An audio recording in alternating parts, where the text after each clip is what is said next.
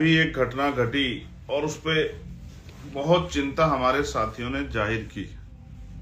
मुझे भी 2-3 दिन नींद नहीं आई, तकलीफ हुई, लेकिन हर चीज से कुछ ना कुछ सीखना चाहिए। अगर कोई ये कहे कि भाजपा आरएसएस के लोग बाबा साहब अम्बेडकर का बहुत सम्मान करेंगे या उनको करना चाहिए, तो मैं इस बात को सही नहीं मानता।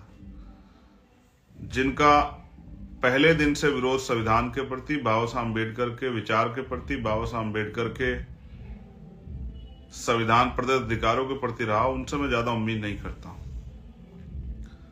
लेकिन मैं ये भी सोचता हूं कि आज एक ने कहा, कल किसी और ने कह दिया, जैसे मध्य प्रदेश में कह दिया, आज हमारे लोगों ने वहां भीम आर्मी का पुतला फूका। देश के गृह मंत्री का भी और कांग्रेस के वहां के एक नेता का भी। सोल्यूशन क्या है परमानेंट? तो बाबा साहब बता के गए, अब उसी हल पे काम कर रहे हैं। Political power is the master की। राजनीतिक सत्ता वो चाबी है जो आपकी सारी परेशानियों का हल कर देगी। जिस कुर्सी पे बैठ के गृह मंत्री ने हमारे महापुरुषों का अपमान अहंकार में किया, या जिस तरह से वो संविधान की धज्जियां उड़ा रहे हैं, मैं आपको विश्वास दिलाता हूं और संकल्प करता हूं नए साल के आखिरी दिन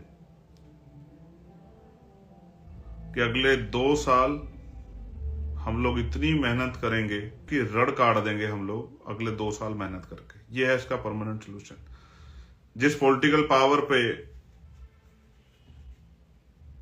जहां बैठकर वो हमारे अधिकारों को समाप्त कर रहे हैं, हमारा अपमान कर रहे हैं, वो पॉलिटिकल पावर उनसे हम लोग छीन लेंगे। मैं भी चाहता हूं कि आप मुझे सड़कों पे देखना चाहते हैं, लेकिन धीरे धीरे कोशिश कर रहे हैं कि सब चीजें चैनलाइज हो जाएं।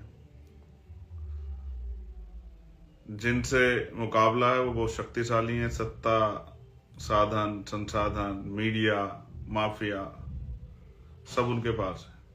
सिर्फ बोल के उनका मुकाबला नहीं हो सकता। उनके खिलाफ प्रिपरेशन करनी पड़ेगी, अपनी शक्ति बढ़ानी पड़ेगी।